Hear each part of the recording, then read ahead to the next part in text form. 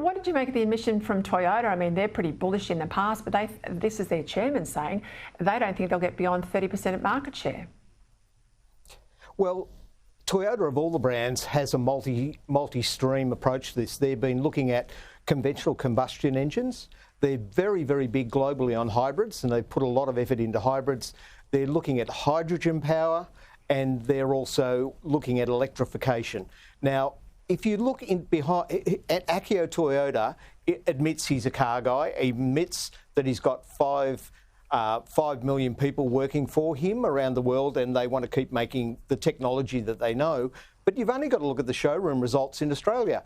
Last year, everybody in the EV side will tell you how demand was rampant and huge percentage increase. Still only 7.8% of the total sales in Australia were battery electric vehicles.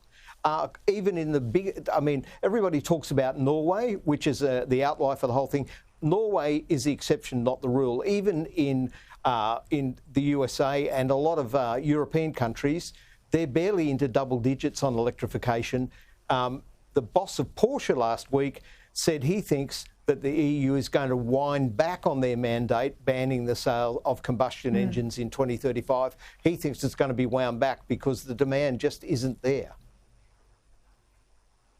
And I think put Norway to one side. I mean, if you want to have a discussion about EV take-up, you've got to discuss Australia with countries of comparable geography. I mean, Norway's like comparing us and Tasmania and Norway. That's fine, but not mainland Australia.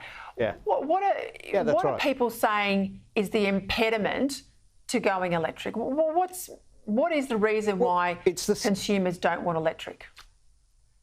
Okay, interestingly, it's the same in Australia from day one, same 3 impediments that they're now talking about in Europe that softened demand over there, and it's softened in the USA. The first one is they cost too much. To get in a battery electric car that'll do the same job as a combustion car, in some cases you're talking nearly double the price. Second thing is is infrastructure. Where do you charge the thing? How do you charge the thing? Now, in Australia, we've got huge distances. And in fact, a colleague of mine, a guy called Albor Sfala, last week drove from Sydney to Brisbane. It took him over 12 hours and he had to stop 5 times with an electric car. The infrastructure is just not there. And the third thing is government incentives. As soon as they take the incentive off in other countries, demand falls. So there are people who will buy when there's an incentive, but when the incentive comes away, the demand dries up. And also the other issue I'm hearing is insurance with the battery is huge. And of course, when the battery is no longer chargeable or viable, or there's a collision, let's say, with a car, it's a total write-off. You can't get much for it, unlike a fuel combustion car. That's right. The battery replacement cost, it's $30,000 and up. Now, the other thing about this is resale value. Now, we're too early into let's call it the electric car experiment, because despite what Mr. Bowen says, that's what we're having. We're having an experiment. Resale value, I spoke to a couple of dealers today when I knew I was going to be talking to you.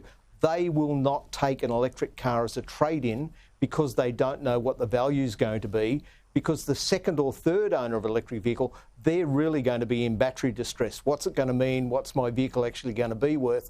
And so I know dealers who just won't trade the cars in. They're not interested in them as second-hand stock. What a reality check. I tell you, Paul, thank you so much for coming on tonight.